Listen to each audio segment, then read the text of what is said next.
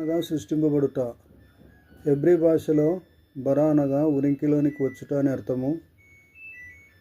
Hebrew 11:3 ప్రకారము ప్రపంచములు దేవుని వాక్యం వలన నిర్మాణమైనవనియు, అందును బట్టి దృశ్యమైనది కనపడేడు పదార్థములచే నిర్మింపబడలేదనియు విశ్వాసము చేత గ్రహించుచూ ఉన్నాము.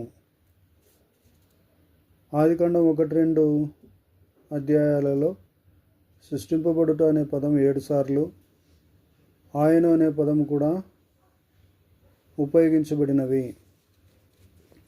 దేవుడు 6 దినముల పని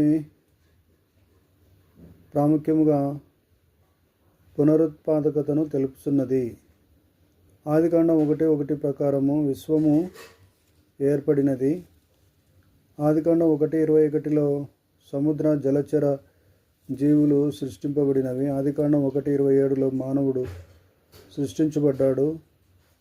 3 రకములైన సృష్టి కార్యములను ప్రవేశపెట్టుటకు బరా అనే పదము కేటాయించబడి ఉన్నది. ఉనికి యొక్క 3 గొప్ప గోళములు. అవి 1 పదార్థముతో కూడిన ప్రపంచము, 2 జీవజాతుల్లో ఉన్న సహజ సిద్ధమైన జీవనము, 3 మానవునిచే గుర్తించబడుచున్న ఆధ్యాత్మిక జీవనము.